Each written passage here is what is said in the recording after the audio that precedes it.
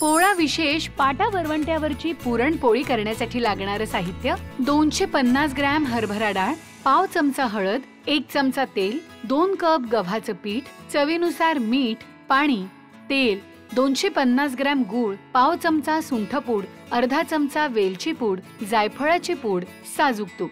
स्वच्छ धुवून घेतलेली चणा डाळ गरम पाण्यात शिजवून घ्यायची। अशा पद्धतीने वर येणारा फेस काढून घ्यायचा आणि यात हळद आणि तेल घालायचं। आता गव्हाच्या पिठात मीठ मिसळून घेत याचा सैलसर गोळा मळायचा आणि वर तेल घालत ही कणिक मळून घ्यायची आणि डाळीतलं पाणी निथळून घेत अशा पद्धतीने मॅश करायची आणि यात गूळ घालायचा आणि शिजवायची। आता यात मीठ, सुंठ पावडर, वेलची पूड, जायफळ पूड आणि तूप घालायचं आणि पाटा वरवंट्यावर हे वाटून घ्यायचं। आता कणकेच्या गोळ्यात पुरण भरायचं आणि पोळी लाटायची आणि दोन्ही बाजूंनी तूप लावत खमंग खरपूस भाजून घ्यायची। झाली आपली पोळा विशेष पाटा वरवंट्यावरची पुरणपोळी तयार। काय करत पहिले डाळ भिजवून घेतली, धुवून स्वच्छ घेतली, तर इथं पाणी गरम करायला ठेवलंय आणि ही धुवून घेतली डाळ आपण गरम पाण्यात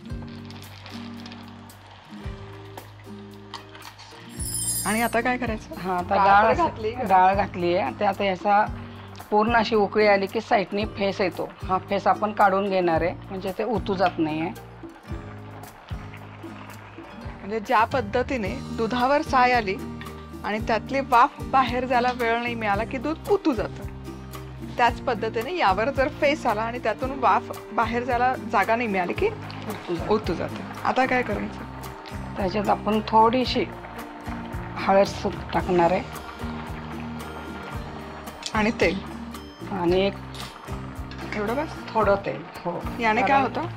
ह्याने पटकन शिजते डाळ तेलाच्या ह्याने। डाळ, पुरणाची डाळ जर पटकन शिजवायची असेल तर तेल घालायचं चमचावर, हे पण त्यामागचं एक शास्त्र आहे। हे किती अर्धा तास लागेल? अर्धा तास लागेल ही डाळ शिजायला आणि ह्याचं छान लागतं पुरण असे डाळ शिजवले की। आपण कसं कुकरमध्ये ह्याच्यामध्ये घाईमध्ये आपण असंच करतो ना, पण ह्याची चव आणि कुकरमधली चव वेगळी लागते। आणि डाळ शिजते आपली, आम्ही आतमध्ये डाळ शिजायला ठेवलेली आहे, तोवर आपण कणिक मळून घेऊ। आता ही पुरणाच्या पोळीची कणिक आहे ना, त्यामध्ये थोडंसं मीठ रोजच्या पोळीपेक्षा जास्त टाकायचं, पोळी फुटत नाही।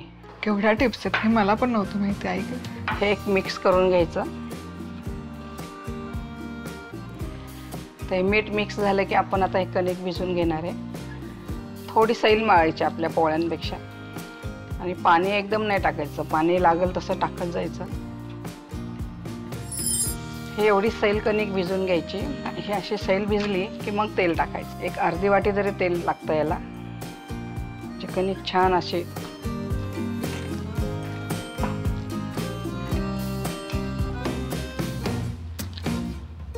आता हे पीठ चांगलं आपलं छान मळून झालेलं आहे। पीठ कसं मळलं ते बघा, आपल्या पोळी एवढं लूज असं ठेवायचं असतं ते। थोडी सैलसर कणिक कायम मळावी पुरणपोळीसाठी। सुगरणीने कणिक कशी तिंबली पाहिजे तुम्ही बघा, परत एक कण पण तुम्हाला दिसणार नाही पिठाचं। आता काय करू? आता डाळ शिजली की नाही कशी बघायची असते बघा, हे एकदम अशी मऊसूत मऊसूत।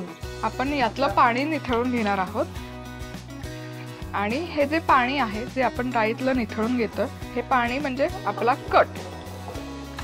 आता हे कटचं पाणी काढलेलं इथे आहे आणि त्याचसोबत इथे ही डाळ आम्ही कढईमध्ये काढून घेतली आहे। सो आईच्या म्हणण्यानुसार ही अशी चेपून घ्यायची, गरम ह्याच्यातच बारीक करून घ्यायची। मला चेपतेस याने चेप म्हणजे ती छान चेपली जाईल नाही ग। आता ही डाळ चांगली शिजून झालेली आहे मऊसूत आणि ही परत आपण चाळणीतनं काढली ना की परत जरा 5 मिनिटं गॅसवर अशी हे मॅश करून घ्यायची। बघा तुम्ही पुरण डाळ दिसते का तुम्हाला ह्याच्यात? आता डाळ हलकीशी आम्ही मॅश करून घेतलेली आहे। आता त्याच्यामध्ये आपण प्रमाण सांगते, तुम्ही जेवढी डाळ घेतली तुमचं जे प्रमाण असेल वाटी काही भांडे तेवढी डाळ आणि तेवढाच गूळ घ्यायचा। तुम्हाला जर जास्त गोड लागत असेल तर थोडा जास्त टाका। सो जितकी डाळ आहे तितकाच गूळ घेतला आणि आता चटका द्यायचा गुळाला। हां, गुळाला नाही, डाळीला चटका द्यायचा, मला नाही। नाही तर तुम्ही अर्धा गुळ आणि अर्धी साखर पण वापरू शकता, ते छान लागतं पुरण. आपण छान असा चटका दिलेला आहे. हे झालं कसं ओळखायचं, तर हे साईडने आपलं ना हे सुटायला लागतं, डाळ सुटायला लागते. हो. आणि हे ना ओव्हर कुक नाही करायचं, नाहीतर काय होतं वाटलं नाही जात.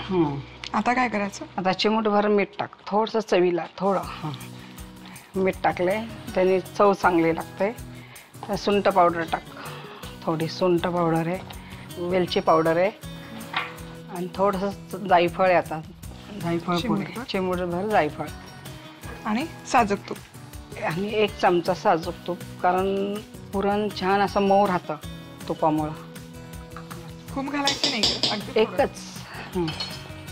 वेलची पूड, जायफळ, सुंठ पावडर, मस्त सुवास येतोय. आता हे थंड झालं की आपण वरवंट्या पाट्यावर वाटणार आहे. वरवंटा पाटा आणलेला आहे आणि तिला वरवंट्या पाट्यावरचीच पोळी फार आवडते लहानपणापासून, म्हणून आज मी त्या वरवंटा पाट्यावरच करणार आहे पुरण. खायला आवडते.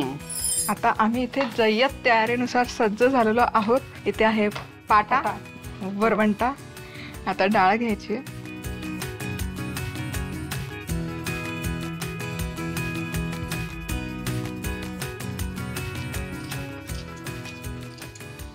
सो कायम पाटा वरवंटावर वाटताना मध्यभागी काही ठेवायचं नाही, अलीकडे ठेवायचं जितकं शक्य असेल तितकं. आणि वाटून वाटून जे वाटलं जातं ते वाटण असं पुढे येतं.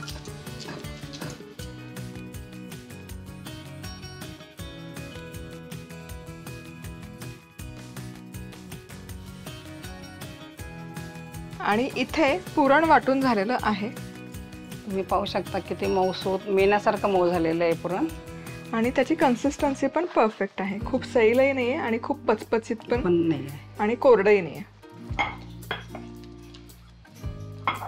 तर कणिक पुन्हा एकदा आईने व्यवस्थित तिंबून घेतलेली आहे. आता काय करायचं? आता याचे एक थोडासा गोळा घ्यायचा, कणिक थोडी घ्यायची आणि पुरण जास्त घालायचं, म्हणजे पोळी छान लागते.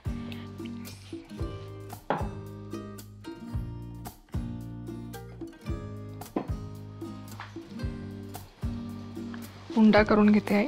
हो.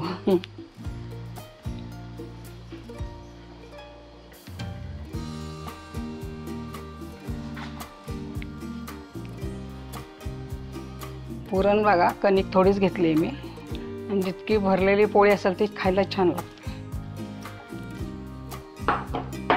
आता काय? तर पोळी लाटून घ्यायची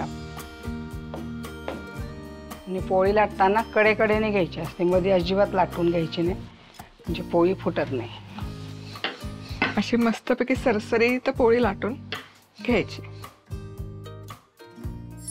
आणि आता पोळी मस्तपैकी भाजून घेतो आहेत इंडक्शनवर. पोळी तव्यात टाकली ना तर उलटण्याने न करता पहिले ती हाताने करून घ्यायची, म्हणजे पोळी फाटत नाही. फुगतीये पोळी बघा.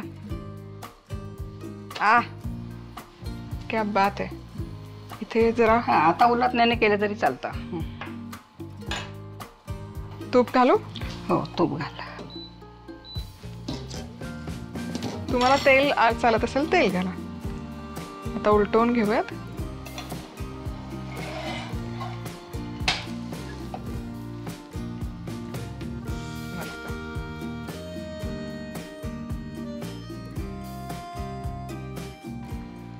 आणि पुरणपोळी अशी आपली मस्तपैकी तयार आहे.